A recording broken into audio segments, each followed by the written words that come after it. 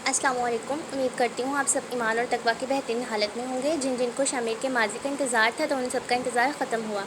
آج کی قسط اور اگلی چند اقساط شامر کے ماضی کے متعلق ہوں گی۔ امید کرتی ہوں اس ناول سے آپ سب کو کچھ اچھا سیکھنے کو ملے اور آپ کا ایمان اور مضبوط ہو، بالکل اس ناول کے کرداروں کی طرح۔ سب سے پہلے انتصاب ہے، جو ناول مکمل کرنے کے بعد میں نے لکھا تھا، لیکن یہ ناول کے شروع میں ہوتا ہے، تو آج سب سے پہلے انتصاب سنیے۔ کمنٹ کر کے لازمی بتائیے گا آج کی قسط کیسی لگی آپ سب کو، اور چینل کو سبسکرائب کر لیا کریں، ویڈیو کو شیئر کر لیا کریں۔ انتصاب۔ آج کی نوجوان نسل کے نام ان لوگوں کے نام جنہیں لگتا ہے ان کے پاس سب کچھ ہے، انہیں کسی چیز کی ضرورت نہیں، جو لوگ کہتے ہیں زمانہ بدل چکا ہے، ان کے نام۔ یہ کہانی ہے غفلت کی، پچھتاوے کی، عشق کی، دعاؤں پہ یقین کی، انا کی، تکبر کی، نفرت کی، دوستی کی، محبت میں دھوکہ کھانے کی، لالچ کی، سچی محبت کو پانے کی، سچی توبہ کی، اولاد اور مال کی محبت میں حد سے بڑھ جانے والوں کی، برائی کے انجام کی، اور اللہ کی محبت کو پانے کی، گمراہی سے ہدایت تک آنے کی۔ ناول ہدایت کی راہ پر گامزن۔ ماضی: گزشتہ 4 سال پہلے رات 11 بجے کا وقت تھا۔ جنت بیگم پریشانی میں صحن میں ٹہل رہی تھی۔ اچانک سے گاڑی کے ہارن کی آواز آنے لگی۔ جنت بیگم اپنا دوپٹہ سر پر ٹکاتے دروازے کی طرف بڑھ رہی تھی۔ اتنے میں یوسف صاحب باہر آئے اور جنت بیگم کا ہاتھ پکڑا اور غصے سے کہنے لگے، کہاں جا رہی ہو تم؟ جنت بیگم جو پہلے سے ہی بہت پریشان تھی، بھکلاہٹ میں بولی، میں شامر کو دیکھنے جا رہی ہوں۔ یوسف صاحب کو انتہائی غصہ آ گیا۔ وہ انتہائی غصے میں بولے، میں تمہیں کتنی مرتبہ سمجھا چکا ہوں، شامر اب بڑا ہو گیا ہے، اسے اپنی زندگی جینے دو، اس پہ اپنی پابندیاں مت لگایا کرو، ہمارا اکلوتا بیٹا ہے، وہ جس طرح چاہے اپنی زندگی گزارے۔ میرا بیٹا جیسا ہے اس پر مجھے فخر ہے۔ جنت بیگم شامر کے لیے بہت پریشان تھی اور یوسف صاحب کو بالکل بھی پرواہ نہیں تھی، وہ صرف دنیاوی فکر میں مگن تھے۔ جنت بیگم جانتی تھی کہ اب یوسف صاحب سے بات کرنے کا کوئی فائدہ نہیں، وہ بے بسی کے عالم میں بس اتنا کہہ سکیں کہ ہمیں اپنے بیٹے کی دنیا کے ساتھ ساتھ آخرت کی بھی فکر کرنی چاہیے، اور جتنی آزادی آپ نے شامر کو دی ہوئی ہے، مجھے ڈر ہے کہ اس کے دنیا کے ساتھ ساتھ اخروی زندگی بھی تباہ نہ ہو جائے۔ یوسف صاحب نے کچھ بولنے کے لیے اپنے لب ہلائے ہی تھے کہ شامر ان دونوں کے پاس آیا تھا۔ ہیلو موم اینڈ ڈیڈ، یوسف صاحب کے گلے لگ جاتا ہے۔ یوسف صاحب نے اس سے ملنے کے بعد پوچھا، میرے پرنس کا دن کیسا گزرا؟ شامر نے جواب دیا، اٹ واز اوسم۔ جنت بیگم اپنے کمرے میں چلی گئی تھی۔ شامر اور یوسف ڈرائنگ روم میں باتیں کر رہے تھے۔ وقت گزرتا گیا۔ تہجد کا وقت تھا۔ ہلکی ہلکی سی تاریکی چھائی ہوئی تھی اور ہلکا ہلکا سا اجالا چھا رہا تھا۔ چڑیوں کے چہکنے کی آوازیں آ رہی تھیں۔ کچھ لوگ غفلت میں سو رہے تھے اور کچھ اپنے رب سے التجائے کر رہے تھے۔ وہ جائے نماز پر بیٹھی رو رہی تھی، اے اللہ میں بے بس ہوں، مجھے سمجھنے والا کوئی نہیں، مجھے سننے والا کوئی نہیں۔ اللہ جی، میں نے سنا ہے کہ تہجد کے وقت مانگی جانے والی دعا انسان کو اللہ کے قریب کر دیتی ہے اور زیادہ جلدی قبول ہوتی ہے۔ اس کی آواز میں درد ہی درد، تکلیف ہی تکلیف تھی، اور ساتھ میں ایک آس، امید، ایک لگن۔ جب وہ میرے اللہ یا اللہ جی کہتی تو بے شمار آنسو اس کی آنکھوں سے نکلتے۔ تمام جہانوں کی رب کی آیت اس کے ذہن میں ہلچل پیدا کر دیتی۔ فائنلی قریب، بے شک میں قریب ہوں، یہ آیت یاد کرتے اسے کچھ حوصلہ آ جاتا۔ اس نے دوبارہ سے اپنی دعا کا آغاز کیا، اللہ جی، میں نے سنا ہے کہ تہجد کے وقت اللہ پاک فرماتے ہیں، ہے کوئی مانگنے والا؟ یا ربی، اے میرے رب، آپ کی نہایت کمزور بندی تمام جہانوں کے بادشاہ کے در پہ خالی جھولی لیے بیٹھی ہے۔ اللہ جی، میں اپنے بیٹے کی حالت نہیں دیکھ سکتی۔ اللہ جی، میں اسے دنیا اور آخرت میں کامیاب دیکھنا چاہتی ہوں۔ اللہ جی، میں جانتی ہوں مال اور اولاد کی محبت میں حد سے بڑھ جانا فتنہ ہے، اور میرے اللہ، میں اس فتنے سے بہت ڈرتی ہوں، مجھے میرے اللہ کی محبت بہت عزیز ہے۔ اللہ جی، آپ ہی کا در ہے، آپ ہی کی ذات ہے جس کا مجھے آسرا ہے، دنیاوی آسرے اور سارے محض سراب ہیں، دھوکہ ہے۔ اللہ جی، میں اپنے بیٹے کو اس کے حال پر نہیں چھوڑ سکتی۔ آج سے میں عزم کرتی ہوں، میں اسے راہ راست پہ لانے کی ہر ممکن کوشش کروں گی۔ اللہ جی، کوشش تو میں نے پہلے بھی کی ہے، مگر نتیجہ میرا بیٹا مجھ سے دور ہوتا جا رہا ہے۔ اللہ جی، میری روح تکلیف میں ہے، اللہ جی کن فرما دیجیے۔ اللہ جی، میرے بیٹے کو صراط مستقیم پر چلا دیجیے۔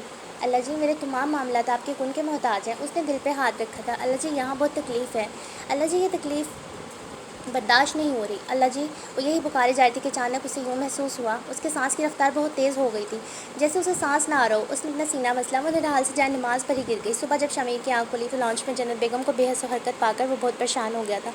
ڈیڈ ڈیڈ، جلدی آئیں، دیکھیں موم کو کیا ہو گیا ہے۔ یوسف صاحب شامر کی چیخ و پکار سن کر جلدی سے آئے تھے اور جنت بیگم کو دیکھ کر ایک لمحہ کے لیے ماضی کی یادوں میں کھو گئے تھے، جہاں جنت بیگم ان کا خیال کر رہی تھی یا انہیں سمجھانے کی کوشش کر رہی تھی۔ ڈیڈ، شامر کی آواز سن کر وہ ہوش کی دنیا میں آئے تھے۔ وہ بھاگتے ہوئے جنت کی طرف بڑھے تھے۔ انہوں نے ایمبولینس کو کال کی۔ ہسپتال میں جنت بیگم کو آئی سی یو میں شفٹ کیا گیا ہے۔ ڈاکٹرز باہر آئے تھے، ان کی حالت بہت ناساز ہے، دعا کیجیے، ہم پوری کوشش کر رہے ہیں انہیں بچانے کی، انہیں شدید قسم کا ہارٹ اٹیک آیا ہے۔ ڈیڈ، دعا کیجیے، موم بہت ذکر کرتی تھی دعا کا، شامر نے کہا تھا۔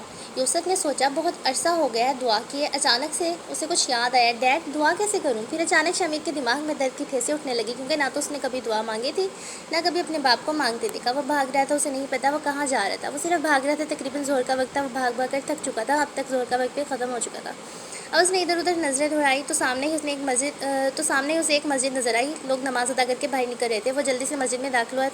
اتفاقاً وہاں ایک چھوٹا سا بچہ وضو کر رہا تھا. شمیر نے بالکل اس کی طرف وضو کیا اور صف پر جا کر بیٹھ گیا. امام صاحب نے شمیر کی طرف دیکھا اور کہا بیٹے اب تو نماز کا وقت ختم ہو چکا اور چلے گئے. شمیر وہاں بیٹھ گیا اور اپنے ماضی میں کھو گیا. شمیر بیٹے آج پھر اتنی دیر سے گھر آئے ہو. میں کتنا پریشان ہو جاتی ہوں آپ کے لیے. موم آپ پریشان نہ ہو, میں اپنا خیال رکھ سکتا ہوں. میں کوئی 2 سال کا بچہ نہیں. میرے پیارے بچے تم میرے لیے بچے ہی ہو. جنت بیگم کی یہ بات سن کر شمیر کے چہرے پر نہ چاہتے ہوئے بھی مسکراہٹ آ گئی جو جنت بیگم کی نظروں سے چھپی نہیں رہی. اپنی موم کے ساتھ گزارے لمحات کسی فلم کی طرح شمیر کے دماغ میں چل رہے تھے.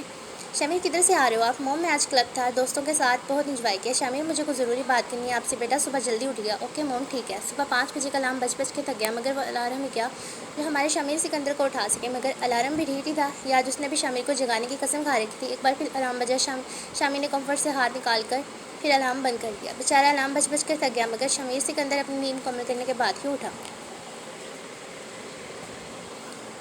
تقریباً 12 بجے کا وقت تھا. شمیر اٹھا, شاور لینے کے بعد بلو سلیپرز پہنے کے بعد اپنے مخصوص نوکیلے جوتے پہنے. آج وہ روز سے زیادہ ہی پرکشش لگ رہا تھا. شمیر کو یاد آیا اوہ نہیں موم نے کہا تھا بات کرنی ہے, اب جلدی سے جانا ہوگا. شمیر جلدی سے جنت بیگم کے کمرے کی طرف بڑھ گیا. دروازہ کھلا ہی تھا. سامنے صوفے پر بیٹھی جنت بیگم کچھ پڑھتی ہوئی نظر آئیں. اتفاقاً جنت بیگم کی نظر شمیر پر پڑی. آ جاؤ شمیر. شمیر ہمیشہ والا بچپنا اپناتے ہوئے بھاگتا ہوا جنت بیگم کے پاس چلا گیا. جنت بیگم قرآن پاک کو گلاس میں رکھنے لگی اور قریب پڑی میز پر قرآن پاک رکھ دیا. شمیر مجھے کہتے ہو میں بچہ نہیں ہوں اور یہ کیا حرکت ہے؟ اس نے مسکراتے ہوئے کہا کیا موم یہ بھاگنے والی حرکت اور کون سی؟ اچھا وہ میں کیا کرتا, میری اتنی خوبصورت جہاں سے پیاری بیوٹیفل لیڈی میرے سامنے تھی اس لیے میں بھاگ کر آ گیا. جنت بیگم نے شمیر کا کان کھینچا. شرارتی بچے اپنی انگریزی فلرٹی ڈائلاگ سنبھال کر رکھو, تمہارے ہی کام آئیں گے. شمیر مسکرا دیا. موم ویسے آپ زیادہ تر قرآن پاک کیوں پڑھتی ہیں؟ جنت بیگم نے جواب دیا کیونکہ یہ ہدایت ہے, یہ نور ہے, یہ روشنی ہے, یہ میرا بہترین دوست ہے. جب میں قرآن پاک پڑھتی ہوں مجھے لگتا ہے میں اپنے رب سے باتیں کر رہی ہوں. یہ اللہ کا ذکر ہے, یہ قبر کا ساتھی ہے, جنت تک لے جانے والا رہنما ہے. غرض یہ الہامی مقدس کتاب ہے اور اس کی عظمت اس سے زیادہ کیا ہوگی. یہ تمام جہانوں کے رب کی طرف سے نازل ہوا ہے اور یہ رحمت ہے. شمیر حیران تھا. اسے لگتا تھا جیسے اس سے بہترین الفاظ اس نے سنے ہی نہیں. شمیر الفاظ میں ہی کھویا ہوا تھا. یوں لگتا تھا جیسے جنت بیگم کی دعائیں رنگ لا رہی تھی. مگر کبھی کبھی سب کچھ اتنی آسانی سے ٹھیک نہیں ہو جاتا اور شمیر کی زندگی بھی پوری کی پوری بدلنے والی تھی. اس کا گزر کمرے کے پاس سے ہوا. اس نے اپنے موبائل پر نمبر ڈال کیا. Hello sir. جواب آیا. ہیلو کے بچے تمہیں میں اتنے پیسے کس کام کے دیتا ہوں؟ تم سے کام ڈھنگ کا نہیں ہوا. کہا تھا نا میں نے اسے گھر سے دور رکھو. سوری سر میں اب کچھ کرتا ہوں. شمیر کا فون بجنے لگا. موم سوری مجھے کال اٹھانی ہوگی. جنت بیگم کچھ کہنے ہی لگی تھی مگر شمیر پہلے ہی جا چکا تھا. 2 منٹ میں آ جاؤ, کلب جانا ہے. اوکے میں آ رہا ہوں. شمیر چلا گیا. آج پھر وہ جنت بیگم کی بات نہ سن سکا. کلب میں ماحول گانوں سے بھرپور تھا.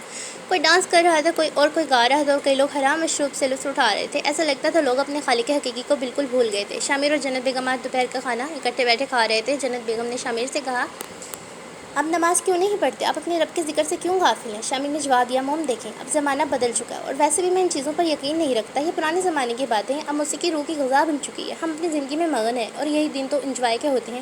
دوستوں کے ساتھ رہو, کھاؤ پیو, عیش کرو. اور ویسے بھی لوگ نماز کیوں پڑھتے ہیں؟ اللہ کو کیوں یاد کرتے ہیں؟ تاکہ اللہ تعالیٰ انہیں نعمتیں عطا کریں.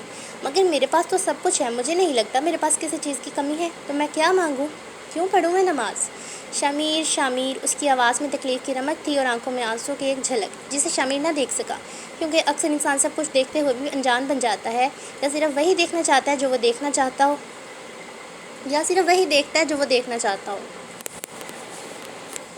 بیٹے اللہ رب العزت ہمیشہ سے اور ہمیشہ رہیں گے. اللہ پاک ہم پر اپنی نعمتیں عنایت کرتے ہیں تاکہ ہماری آزمائش کر سکے, تاکہ ہم اللہ کے شکر گزار بن سکیں. مگر ہم کیا کرتے ہیں؟ تکبر.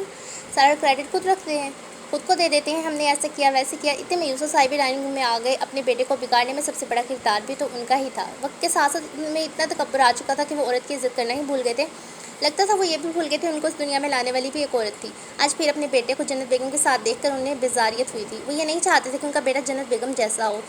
جنت میں تمہیں کتنی بار سمجھا چکا ہوں یا کہہ چکا ہوں, اپنی یہ دقیانوسی سوچ اپنے پاس رکھو اور شمیر کو اپنے جیسا بالکل مت بنا دینا. میرا بچہ جاؤ تم یہاں سے. شام کو سب مل کر کھانا کھا رہے تھے. جنت بیگم وہاں موجود نہیں تھی. یوسف صاحب کے چہرے پر بیزاریت دیکھ کر انوشی کے چہرے پر شیطانی مسکراہٹ آئی تھی. یونس کی نظر اپنے بھائی پر پڑی. بھائی سے کیا بات ہے, پریشان لگ رہے ہیں آپ؟ گہرا سانس لیتے ہوئے کچھ نہیں یونس. جنت کی دقیانوسی سوچ پر پریشان ہو. اتنے جدید دور میں بھی اس کا بس چلے تو شمیر کو مولوی ہی بنا دے. شکر ہے میں نے شمیر پر اتنی پابندیاں نہیں لگنے دی, ورنہ جنت تو اسے لڑکیوں کی طرح گھر بیٹھا کر رکھتی ہے. سن کر انوشی کے چہرے کی مسکراہٹ مزید گہری ہوئی. اس کی پہلی چال یعنی یوسف کو جنت سے بیزار کرنا کامیاب ہوئی اور کچھ حد تک شمیر بھی پسند تھا. اب اس کو اپنی دوسری چال کو کامیاب کرنا تھا. انوشی فوراً سے بول پڑی. بھائی صاحب یہ بات تو ٹھیک ہے. شمیر میرا بچہ تم مجھے نوریز کی طرح ہی عزیز ہو، تم نے جہاں جانا ہوا کرے ہمیں بتا دیا کرو، ہم بھابھی سے خود ہی بات کر لیا کریں گے۔ بھائی صاحب دیکھ لو، ہم نے اپنے نوریز پر بالکل بھی پابندی نہیں لگائی، وہ اپنی زندگی گزارتا ہے، جب چاہے گھر آتا ہی ہے، تو بچوں کی عمر ہوتی ہے انجوائے کرنے کی۔ شامر کو اس وقت اس کی اپنی ماں ہی دشمن لگ رہی تھی۔